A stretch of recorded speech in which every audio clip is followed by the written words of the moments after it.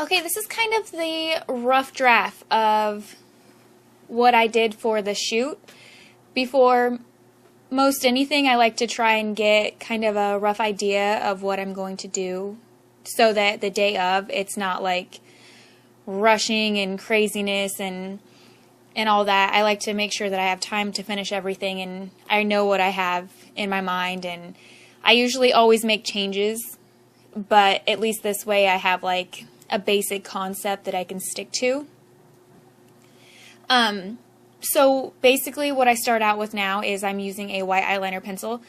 This one is from Wet n Wild. It's a little too hard for me to use on my eyes, but it is soft enough on the skin. So I like to use a white one because I am very fair.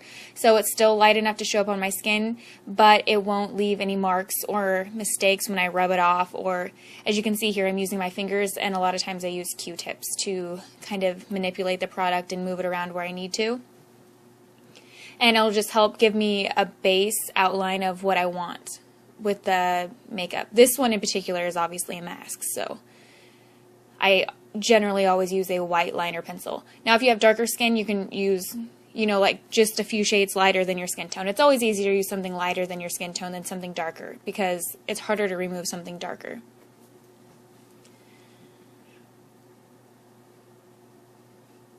So you can see I'm kind of checking off to the side, making sure that things kind of match up. I've got a few different ideas from different Masquerade masks, and I kind of just make a compilation of them in my head and add different pieces to them. Now the top of this mask actually matches one that I did for Halloween, just the very fleur-de-lis top. The rest of it I did differently, but I did want that in this photo shoot. I knew that was a for sure thing that I wanted.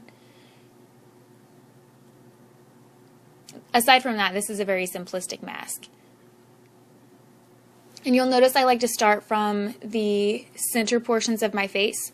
So with the fleur-de-lis, I started at the very top point, and then I like to work out from there. And then again with the nose, I start in the center of the nose and then work out from there. That way it helps everything to be a little more even.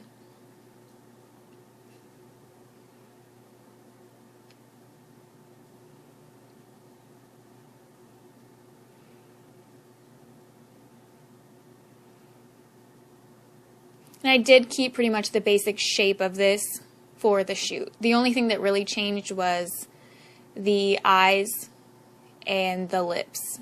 Everything else was very similar. The fill-in I did make quite a bit darker. Anytime you're doing photographs, you want your makeup to be ridiculously intense because it never comes across the way that you see it with your eyes.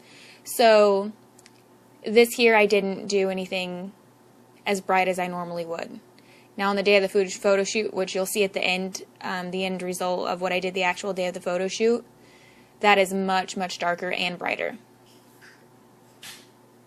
So here I'm filling in with Natural Light from Bare Essentials or Bare Minerals, either one. But I knew I wanted the mask to be really, really shiny. So I'm filling in the entire mask here with that. And I'm using a flat brush. And this also helps, a flat synthetic brush actually, I'm sorry. And it'll help blend out the white liner so that it's not as sharp right there, because I'm going to go over that later. And I want it to kind of blend in with the skin and not be, I mean, it's still going to have the white line, but the white will help it make it look a little raised around the edges even though it's not.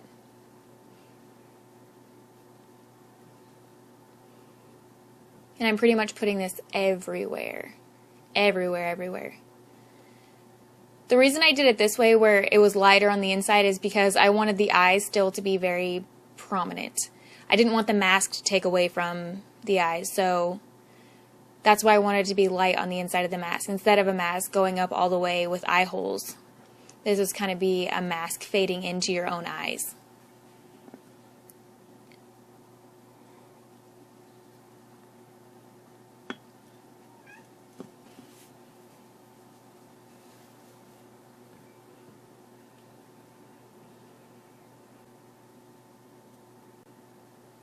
Okay, here I'm filling in my eyebrows, and again, this is lighter than what I actually did the day of, but I wanted them to stand out also.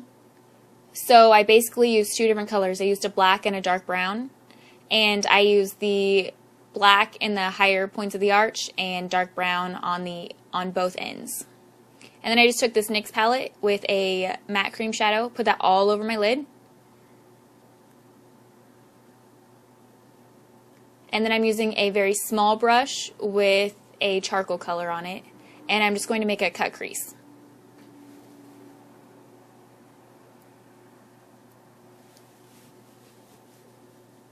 This was still, I hadn't decided what I was doing with the eyes, so I was just kind of playing around with things.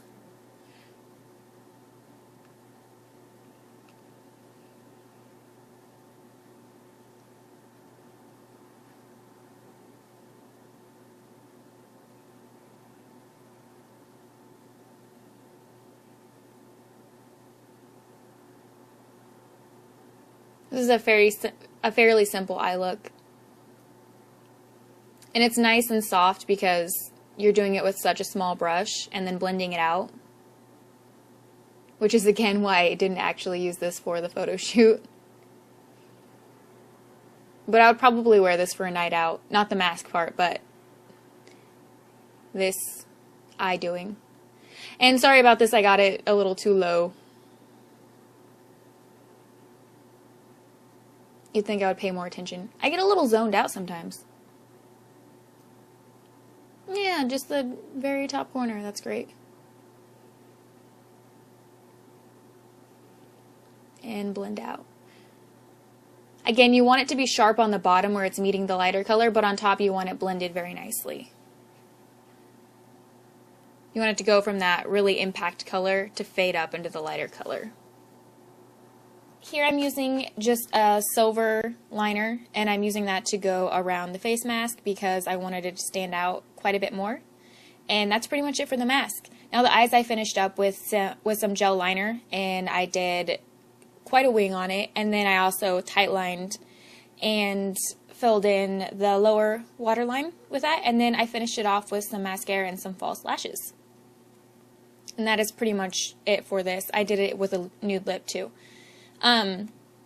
So the finished look that I actually did for the shoot is coming right up, and if you like this, please give it a thumbs up, and as always, put your best face forward. I'll catch you guys later.